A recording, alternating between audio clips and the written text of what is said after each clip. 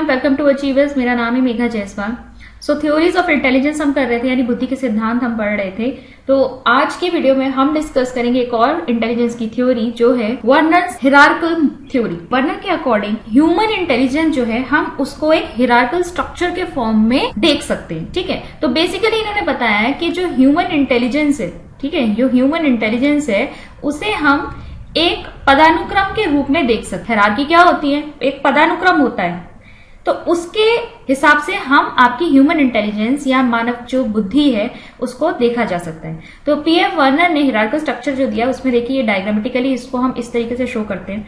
Top level पे आपका होता है जी, जो कि मोस्ट प्रोमिनेंट मेंटल एबिलिटी है। ये जी या मोस्ट प्रोमिनेंट मेंटल एबिलिटी आपको सब चीजों में नजर आ रही है, जो एक व्यक्ति के पास एक मानसिक क्षमता है, ठीक है, एक जनरल एबिलिटी है, वो आपका जी को रिप्रेजेंट करती है। ये वो ओवरऑल फैक्टर है जिससे मिलके एक व्यक्ति की बुद्धि बनी हुई, ठीक है, जो व्यक्ति का ओवरऑल जो हमें उसकी बुद्धि नजर आ रही है वो आपका जी से रिप्रेजेंट करते हैं। ठीक है, और यही ओवरऑल फैक्टर जो है आपका इंटेलिजेंस टेस्ट के थ्रू मेजर किया जाता है। तो जी जो है यहाँ पर वो टॉप मोस्ट पे आएगा। उसके बाद आप देखेंगे कि यहाँ पर ये फर्दर डिवाइड हो गया है दो मेजर ग्रुप्स में, जिन्हें हम क्या कहते हैं? Major group factors. यहाँ पे VED लिखा है, यहाँ KM लिखा है। अभी इनको भी समझते हैं क्या है। फिर देखिए यहाँ पर ये दो जो ग्रुप्स बने हैं, मेजर ग्रुप्स, ये फिर फर्दर सब डिवाइड हो जाते हैं माइनर ग्रुप्स में। ठीक है, माइनर ग्रुप्स, ऐसे ग्रुप्स हम किसे कहेंगे? मान लीजिए एक ग्रुप ऑफ टास्क है जिसमें एक तरह की आपकी क्षमता या एबिलिटी लग रही है, तो वो आपका एक ग्रुप फैक्टर हो जाएगा। ठीक है, तो माइनर ग्रुप फैक्टर्स में ये फिर डिवाइड हो जाता है। यहाँ पे आपके कई तरह के माइनर ग्रुप फैक्टर्स छोटे छोटे बन सकते हैं। और इसके बाद लास्ट में होते हैं आपके स्पेसिफिक फैक्टर्स। ठीक है, विशिष्ट कारक, जो पर्टिकुलर हर काम के लिए, कार्य के लिए, हर फंक्शन के लिए आपको एक स्पेसिफिक एबिलिटी चाहिए होगी, ठीक है, जो उसी कार्य में लगती होगी, तो वो है आपकी स्पेसिफिक फैक्टर। ठीक है, तो इस तरीके का हिरार्किकल स्ट्रक्चर दिया है। सबसे ऊपर क्या हो गया आपका? जी, यानी कि जनरल आपका फैक्टर हो गया। फिर आ गया ये मेजर ग्रुप फैक्टर्स में डिवाइड हो गया, फिर ये माइनर ग्रुप फैक्टर्स में डिवाइड होता है, और फिर जो हर प्रत्येक कार्य में, एक एक कार्य में जो आपकी एक स्पेसिफिक एबिलिटी लग रही होती है वो स्पेसिफिक फैक्टर्स होते हैं। ठीक है, अब जरा डिटेल में समझते हैं। जी की हमने बात कर ली, मेजर ग्रुप फैक्टर की बात करते हैं। VED और ये KM क्या है? Main kind of mental abilities है। ठीक है, ये main kind of mental ability जो मेजर ग्रुप फैक्टर है। VED आपका रिप्रेजेंट करता है वर्बल यानी कि शाब्दिक, न्यूमेरिकल यानी सांख्यिक, और एजुकेशनल एबिलिटीज। तो जो भी आप सिंबल्स, यानी कि चाहे वो शब्द हो, चाहे वो आपके नंबर्स हो, आपका जितना भी पढ़ाई लिखाई से संबंधित आपकी जितनी भी क्षमताएं हैं वो आपकी यहां से आती है। ठीक है, VED आपकी पढ़ाई लिखाई की जितनी भी क्षमता है उसको रिप्रेजेंट कर रहा है। और KM आपका किसको रिप्रेजेंट कर रहा है? ये आपके प्रैक्टिकल यानी व्यवहारिक, ठीक है, डे टू डे लाइफ में आप जो भी चीजें करते हैं, मैकेनिकल, जो आप अपने हाथ से काम कर रहे हैं, मशीन के साथ काम कर रहे हैं, किसी भी टूल के साथ काम कर रहे हैं। स्पेशियल, जो आप अपने दिमाग में इमेजिन कर रहे हैं, ठीक है, जो इमेजिन आप अपने दिमाग में कर रहे हैं, जिस चीज की कल्पना कर रहे हैं कि ये काम किस तरीके से होगा, और जो आपकी फिजिकल एबिलिटीज है वो सब आपकी किस में आ जाती हैं? KM में आ जाती है। ठीक है, तो VED में आपकी क्या आ जाएंगी? सारी आपकी पढ़ाई लिखाई, एजुकेशनल एबिलिटीज से जुड़ी हुई चीजें आ जाएंगी, और जो practical, mechanical, spatial, physical abilities है वो आपकी KM में आ जाती है। इसी को उन्होंने मेजर ग्रुप फैक्टर्स का, तो दो मेजर ग्रुप्स में इस तरीके से बांटा गया। फिर यही मेजर ग्रुप्स में अब देखिए, एजुकेशनल एबिलिटीज में भी तो कई सारे आपके ग्रुप फैक्टर्स हो सकते हैं, कई तरह के काम हो सकते हैं। ठीक है, माइनर ग्रुप फैक्टर्स बनाए गए।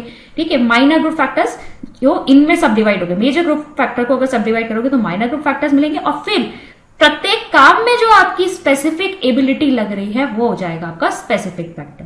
ठीक है, तो इस तरीके का एक हायरार्की दिया वर्णन ने मेंटल इंटेलिजेंस का या फिर ह्यूमन इंटेलिजेंस का। ओके, इंपॉर्टेंट चीज यहां से क्या निकल के आ रही है? वर्णन के हायरार्किकल थ्योरी में आपको ध्यान में रखना है, एक तो इन्होंने कितनी श्रेणियों में इसको डिवाइड किया है, क्या पदानुक्रम इन्होंने रखे हैं, तो 4 तरह से इन्होंने इसको दिया है आपका पूरा लाइन वाइज। ठीक है, तो इसमें आपके 4 स्टेप्स हमें नजर आ रहे हैं, जहां पर आपका जी हो गया, फिर मेजर ग्रुप फैक्टर हो गया, माइनर ग्रुप फैक्टर हो गया, स्पेसिफिक फैक्टर हो गया। अच्छा, सबसे ज्यादा वेरिएशन हमें कोई भी दो ह्यूमन बीइंग की अगर बात करें तो सबसे ज्यादा वेरिएशन हमें कहां देखने को मिलेगा? जी में देखने को मिलेगा। और फिर आप इंपॉर्टेंट चीज याद रखेंगे, ये जो VED और KM है इसके अंतर्गत क्या आ रहा है, इसको भी आप ध्यान में रखेंगे। ठीक है, ये कुछ इंपॉर्टेंट पॉइंट्स है जो आपके इसमें से निकल कर आ रहे हैं। अच्छा, ये सब आपकी फैक्टर थ्योरी में इंक्लूड हो रहे हैं, चाहे हम बात करते हुए आ रहे हैं। आपने अगर और थ्योरीज नहीं देखी है तो मैं डिस्क्रिप्शन बॉक्स में लिंक दे दूंगी, आप उन थ्योरीज को भी चेक कर लीजिए। इंटेलिजेंस की काफी सारी थ्योरीज हम डिस्कस कर चुके हैं, ठीक है। यूनिफैक्टर थ्योरी, टू फैक्टर थ्योरी, फिर ग्रुप फैक्टर थ्योरी भी हमने डिस्कस की थी, और यहां भी कहीं ना कहीं आपके ग्रुप फैक्टर्स की ही बात हो रही है, ठीक है। इसके साथ साथ जो गिलफर्ड की थ्योरी थी उसमें भी उन्होंने क्या बताया था कि हम जो मेंटल ऑपरेशंस है उनको किस तरीके से रिप्रेजेंट कर सकते हैं।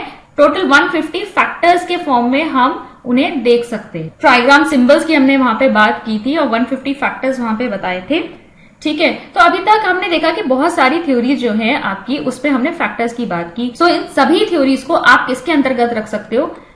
फैक्टर थ्योरीज ऑफ इंटेलिजेंस के अंतर्गत रख सकते हो। फैक्टर थ्योरीज ऑफ इंटेलिजेंस, सभी लोग फैक्टर्स की बात कर रहे हैं, चाहे यूनिफैक्टर की बात हो, चाहे स्पीयरमैन के टू फैक्टर की बात हो, चाहे हमने थर्स्टन की जब प्राइमरी मेंटल एबिलिटीज की बात की तो उसने भी क्या किया, ग्रुप फैक्टर थ्योरी की बात की। फिर मल्टी फैक्टर थ्योरी की भी बात हमने करी थी थॉर्नडाइक की। और इसके अलावा हमने जब ग्रुप फैक्टर्स को देखा वर्नन की थ्योरी में, तो यहां भी इन्होंने इसे हायरार्की में इन फैक्टर्स को अरेंज कर दिया। और जब गिलफर्ड के केस में देखा तो गिलफर्ड ने इन्हीं फैक्टर्स का एक वो 3 डायमेंशनल मॉडल बना दिया। तो इन सभी थ्योरीज को हम किस में रख सकते हैं? फैक्टर थ्योरीज ऑफ इंटेलिजेंस में रख सकते हैं। अब एक थ्योरी जो हमने और यहां पे कवर की हुई है वो आपकी कौन सी है? हार्वर्ड गार्डनर की मल्टीपल इंटेलिजेंस की थ्योरी। वो थ्योरी आपकी किसके अंतर्गत आती है? कॉग्निटिव थ्योरीज के अंतर्गत आती है, ठीक है। Cognitive theories of intelligence. और इसके आगे भी आपकी एक आध थ्योरीज और बची हुई है, वो भी आपकी कॉग्निटिव थ्योरीज के अंतर्गत ही आएंगी, जिनको हम स्टडी करेंगे अगले आने वाले वीडियोस में। अगर आपने अभी तक इस चैनल को सब्सक्राइब नहीं किया है तो इस चैनल को सब्सक्राइब कर लीजिए। हम यहाँ पर सीटेट का पूरा कोर्स कवर कर रहे हैं। अगर आप हमसे जुड़ना चाहते हैं, हमारे कोर्स परचेज करना चाहते हैं, तो आप हमारी ऐप डाउनलोड कर सकते हैं। लिंक नीचे डिस्क्रिप्शन बॉक्स में दिया हुआ है, आप ऐप पर जाकर देखिए। वहां पर टारगेट सीटेट पेडागोजी करके एक कोर्स ऑलरेडी चल रहा है और उस कोर्स में आपको कंप्लीट सीटेट की पेडागोजी कवर कराई जाएगी। आप वहां पे हमारे डेमो लेक्चर्स देख सकते हैं और फिर आप डिसाइड कीजिए कि आपको एक कोर्स परचेज करना है या नहीं। चैनल को सब्सक्राइब जरूर कर लीजिएगा और साथ ही साथ बेल आइकन को टैप कर लीजिएगा, जिससे मेरे सभी आने वाले वीडियोस के नोटिफिकेशन आपको टाइमली मिल सके। मैं मिलती हूं आपसे नेक्स्ट वीडियो में। Thank you.